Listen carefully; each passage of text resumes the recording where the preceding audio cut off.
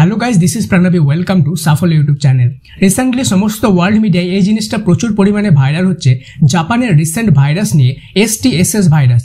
এবং সবচেয়ে ডেঞ্জারাস ব্যাপার হলো এই ভাইরাসটা উইথিন 48 আওয়ার্সের মধ্যেই কিন্তু মানে মাত্র 48 ঘন্টার মধ্যে যে কোনো মানুষের প্রাণ নিয়ে নিতে পারে, এতটা ঘাতক এই ভাইরাসটা। এবং এই ভাইরাস ভারতেও আসার সম্ভাবনা কিন্তু প্রচুর পরিমাণে, যা নিয়ে ভারত সরকার প্রচুর পরিমাণে চিন্তিত। জাপানে এই ভাইরাস অলরেডি কিন্তু প্রচুর পরিমাণ মানুষ, এখানে তোমরা দেখতে পাচ্ছ অলরেডি 977 মানুষের 977 জন মানুষের কিন্তু জীবন নিয়ে নিয়েছে এবং অ্যারাউন্ড 1000 জনও কিন্তু এখন পর্যন্ত পার হয়ে গেছে এই STSS ভাইরাসের। এই ভাইরাসের সবচেয়ে খতরনাক জিনিস হলো যে অ্যারাউন্ড এর যে মর্টালিটি রেট সেটা হলো 30%, অর্থাৎ প্রত্যেক 1000 জনের মধ্যে 300 জন মানুষ কিন্তু এই ভাইরাসে আসার মাত্র 48 ঘন্টার মধ্যে মারা যাচ্ছে। তো এই ভাইরাসটা যে অ্যাকচুয়ালি ছড়াচ্ছে এর অ্যাকচুয়াল নাম হলো স্ট্রেপ্টোকক্কাল টক্সিক শক সিনড্রোম অর্থাৎ STSS। অ্যাকচুয়ালি এটাকে শর্টে ফ্লেশ ইটিং ব্যাকটেরিয়াও বলা হচ্ছে। তো তোমাদের মাথায় প্রশ্ন আছে, ফ্লেশ ইটিং অর্থাৎ এই ব্যাকটেরিয়াটা কি আমাদের শরীরের মাংস খেয়ে নেয়? কিছুটা এইরকমই।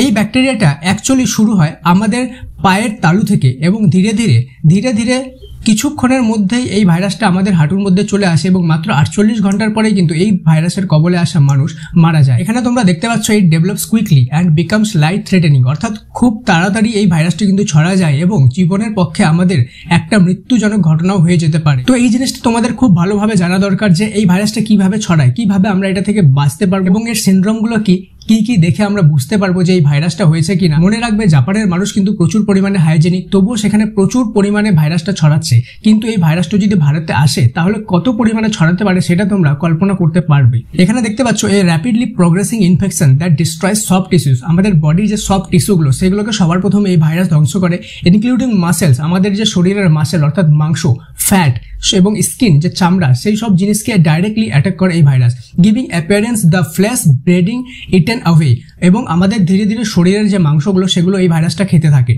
তো তোমাদের সবার মনে যে প্রশ্ন আসছে যে এই ভাইরাসের সিমটম কি দেখে বুঝতে পারবো যে এই ভাইরাসটা একজনের হয়েছে। তো সবার প্রথমে ফিভার এবং চিলস হবে, প্রচুর পরিমাণে জ্বর হবে, মাসেল স্ট্রেস, ওকে, বিভিন্ন মাংসপেশিতে প্রচুর পরিমাণে ব্যথা হবে, নসিয়া হবে এবং ভমিটিং হবে এবং প্রচুর পরিমাণে বমি হবে। এবং আমাদের যে চোখ ধীরে ধীরে হলুদ হতে থাকবে এবং হার্ট রেট প্রচুর পরিমাণে বেড়ে যাবে এবং র্যাপিড ব্রিদিং, মানে তোমাদের যে শ্বাসের বিভিন্ন প্রবলেম হবে, শ্বাসকষ্ট হবে এবং খুব জোরে জোরে নিঃশ্বাস নিতে হবে। স্বাভাবিক যে নিঃশ্বাস সেটা তোমরা কিন্তু নিতে পারবে না এই ভাইরাস হয়ে গেলে। এই ভাইরাসটা কারো যদি হয় তাহলে কিছুক্ষণের মধ্যেই মেডিকেলে গিয়ে এর সিমটম এবং এর যে টেস্ট করতে হবে এবং উইথিন ফিউ আওয়ার্সের মধ্যে কিন্তু প্রপার ট্রিটমেন্ট লাগবে, না হলে 48 আওয়ার্সের মধ্যে কিন্তু যে কোনো মানুষের জীবন এখানে চলে যেতে পারে। এবার তোমরা বলবে ভাইরাসটি কি সেটা বুঝলাম এবং ভাইরাসের ফলে কি হয় সেটা বুঝলাম, কিন্তু এই ভাইরাসটা ছড়ায় কিভাবে? তোমরা অনেকে দেখেছো যে করোনা ভাইরাসটা প্রচুর ছোঁয়াচে ছিল, অর্থাৎ কারো সামনে কেউ চলে আসলেই কিন্তু করোনা ভাইরাস একজনের থেকে আরেকজন ট্রান্সফার হয়ে যেত।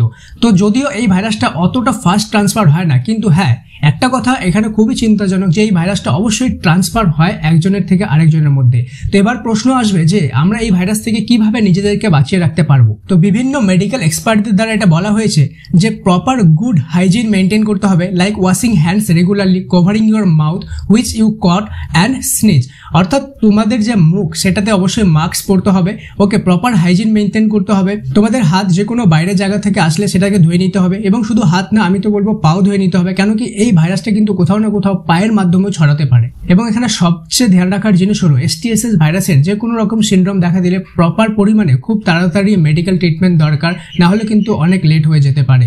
এবং আমি চাইবো এই যে ভাইরাসের ব্যাপারে তোমাদের যে আশেপাশের ফ্যামিলি ফ্রেন্ডস সবাইকে সচেতন করো, ভিডিওটাকে শেয়ার করো, লাইক করো এবং সবার কাছে সচেতন করো যাতে ভারতে দ্বিতীয়বার করোনার মতো বড় একটা সমস্যার সৃষ্টি না হয়। অ্যান্ড ফাইনালি তোমাদের জন্য একটা question, which among the following is not the bacterial disease? নিচের কোনটা ব্যাকটেরিয়াল ডিজিজ না? কলেরা, টাইফয়েড, রেবিস অথবা B and C দুটাই? কমেন্ট সেকশনে অবশ্যই তোমাদের অ্যান্সার জানাও এবং এই ভিডিওটাকে অবশ্যই লাইক করে তোমাদের ফ্রেন্ডস অ্যান্ড ফ্যামিলির সাথে শেয়ার করে দাও যাতে তারাও সেফ থাকতে পারে এবং তুমিও সেফ থাকতে পারো। দেখা হচ্ছে পরের ভিডিওতে। Thank you so much. May God bless you all.